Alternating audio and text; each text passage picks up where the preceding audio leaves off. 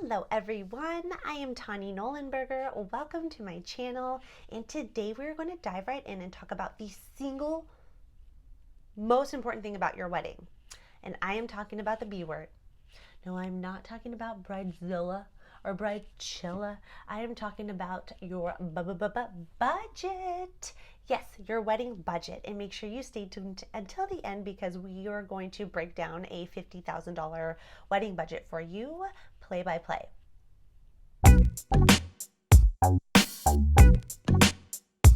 All right, today we're going to be talking about your wedding budget. And if you haven't already, my friends, click on the link below in the show notes. Download my free wedding budget guide. That's right, free 99, and it will break down all the topics that you need for your wedding budget. Now, I have to say with full disclosure, depending on where you live, where your wedding is going to be, what your guest count is, and several other factors will affect your budget overall, right? So I can't tell you exactly what your wedding budget formula is if I wouldn't have that information, but I'm going to give you kind of some general things that you could do to at least get a starting cost of your wedding budget and how to break it down. But again, it's always going to vary by the place you live or where you're getting married, your guest count, and those type of factors. So just wanted to let you know that up front going into this conversation, okay?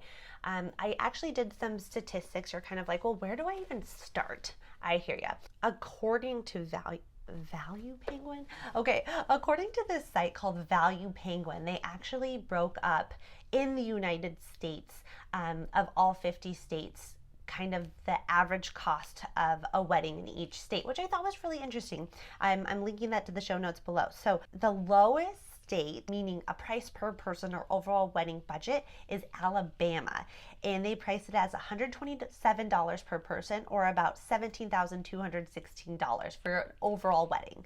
The highest was Hawaii, so that's priced at $278 per person and $37,827. Now, what this doesn't tell me is, again, the guest count, what is exactly included in that budget. Is it accommodations? Is it travel, airfare? It doesn't really break that down. This just gave some general numbers of average cost of wedding budgets in each state and a price per person. So keep that in mind. I just thought it was really interesting. I thought I'd share it with you guys today. I think it's all relative. So let's kind of break down really how to determine your wedding budget. Where do you even start? So grab a piece of paper and a pen and your partner. And the first thing you are going to do when determining your wedding budget is ask this question. Who is contributing, right? Who is paying for this thing? Are you two as a couple only paying for this? Are you paying for it along with help from family? Is your family just paying for it? These are very important and honest conversations to have right off the bat, so your expectations are set, and you need to know those exact amounts if they are contributions from other members of your family. So if it's $5,000 extra, $10,000, really write these numbers down because you want to have these conversations right up front. So who is contributing to the wedding budget? Number two, what does your wedding look like? So I want you to paint the picture of your wedding day. What do you two as a couple see your wedding to look like? And what I mean by that is, are you planning a destination wedding? Is it in another country or just another state? Are you planning it locally in the city that you live? Right? These are all going to determine your wedding budget. What do you want? Do you want a band or do you want a DJ? Because that's going to skew your budget one way or another. Maybe you envision having a plated dinner. Maybe you envision a food taco truck, right? So write down the specifics of what you guys maybe have for ideas for the overall feel of your wedding. Now, I am not talking about hopping on Pinterest and diving down the Pinterest hole. We're not doing that with this, okay? We really want the focus to be about the budget, but in order to get there, we need to kind of have a general vision of what your wedding day looks like. I would also say to tag along with that is, Are you having a small wedding, a mid-sized wedding, or a large wedding? You're going to want to start creating that general guest list right off the bat also. You know, a 40-person wedding is going to have a different budget than a 300-person wedding, right? So we want to make sure that we have an idea of the guest list that's going to be at your wedding as well. This isn't like to save the dates just yet. Again, just have some general ideas. So number 3, I want you to do a little research. Maybe you are just getting into the wedding industry and you literally have no idea what vendors cost. That is very, very fair. You're not supposed to, and that's okay, because this is most likely the first time you're planning a wedding.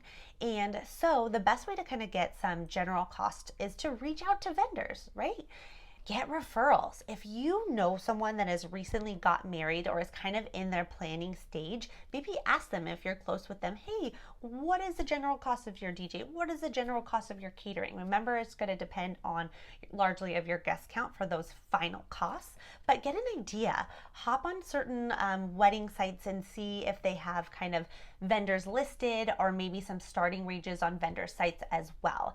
And if you don't know, I highly suggest, if you can afford one in your budget, is talk to a wedding planner right away, because if that's something you need help with, depending on our packages or services we offer, we could always add that a la carte as well, just to make sure that you're on the right track from day one. And again, if you reach out to vendors, many of them are going to want to know, hey, what's your wedding date? What's the venue? How many guests, etc.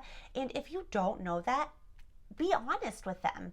Just say, hey, you know, we just got engaged. We're in the preliminary stages of our wedding planning. We just want to get some general numbers so we could consider them for our budget.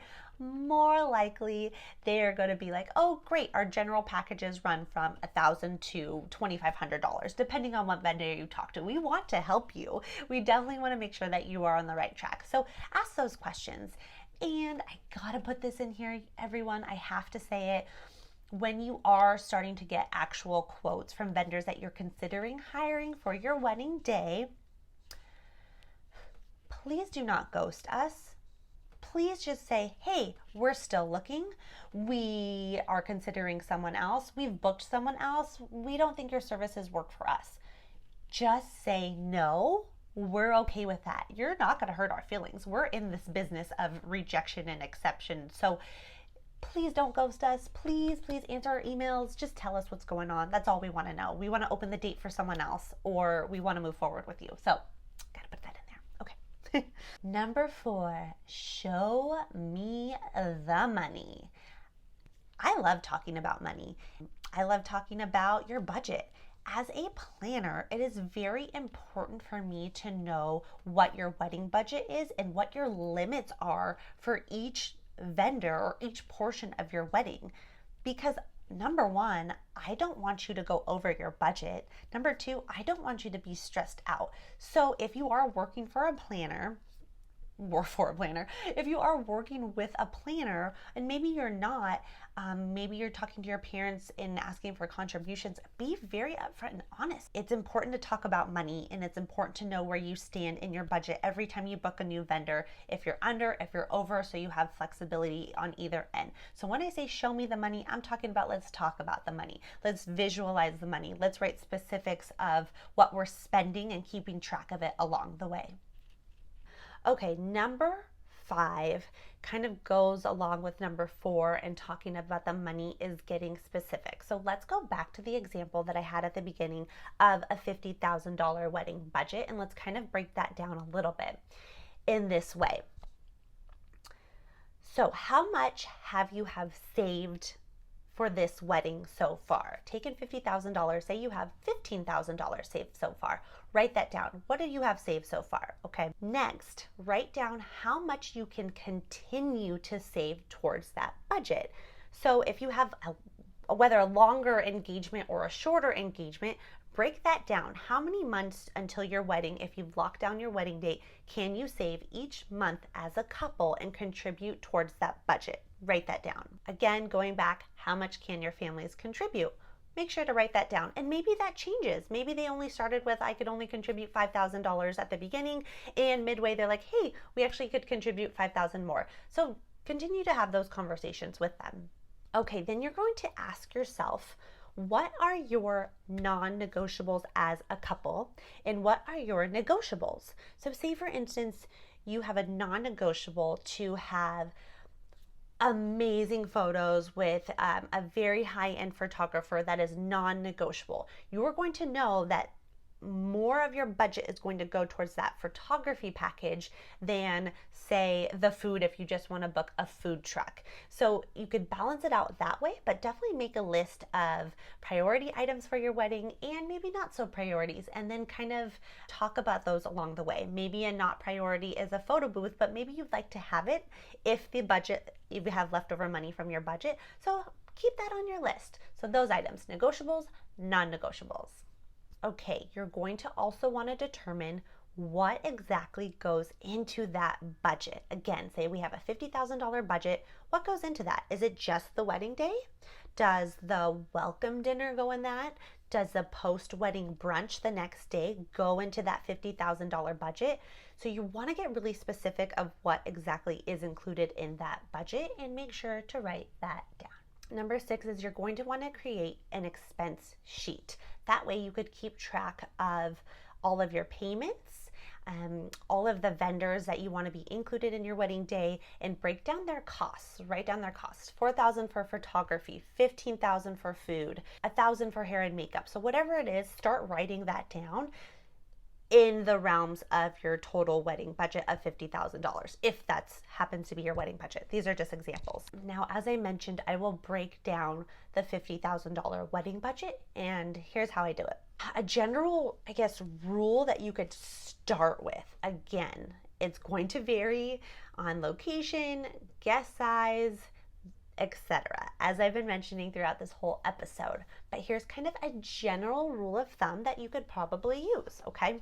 For your bridal gown, allot 5% of your budget towards that. 1% of your budget towards beauty, 1% of your budget towards the groom attire, 3% of your budget towards paper goods, such as signage, maybe invitations. Again, it could depend if you want custom invitations versus virtual versus ordering them online that have already been made. So many different other categories and roads within each of these. Again, this is some just general things to help you get started at least. 15% of your budget towards the venue, 1% towards the officiant. And again, that could vary. If you're having a Jewish wedding, your rabbi might be more than that 1%. So this is generalizing again. 10% of your budget towards photography, 5% towards video, 25% towards catering and alcohol. And again, this could vary whether you have no bar, beer and wine only, a full bar with full liquor, 1% towards cake and dessert, 10% towards entertainment, and that could be on the high end again, depending if you want a band or a DJ, or maybe you want a DJ and a string quartet just for the ceremony. So those type of things. 9% towards florals, 1% towards gifts, 3% towards transportation. Again, you may not even need transportation. And 5 to 10% towards your wedding planner. And I would say that's on the low end, but again, it just depends if you're just looking for maybe a coordinator versus a wedding designer versus a full service planner. It just depends, you guys. So just, again, take these with a grain of salt. It will be just a starting point for you at least. So hopefully it's helpful, okay? And so when I break this down for my $50,000 wedding for 100 people, this is how it breaks down. So I have about $2,500 allotted for my bridal gown. I have about $500 for hair and makeup, $500 for my groom and his attire, $1,500 towards paper goods. The venue is going to be $7,500, the officiant $500, photography $5,000, video $2,500, catering and alcohol $12,500, cake and dessert $500, entertainment $5,000, florals $4,500, gifts $500, transportation $1,500, and the wedding planner $5,000. That is your $50,000 wedding budget breakdown. I know that was a lot to digest, but don't be afraid of your budget. Tackle it on, take control. Budgets are beautiful. So go out there and plan that wedding. I hope this was helpful for you today. If you find value in this show, do us a favor, press that like button, subscribe, or share with a friend. Our business is based on referrals and we'd love to connect with someone new. Go out there and plan that wedding. As always, stay creative and be legendary. I'll see you next Tuesday.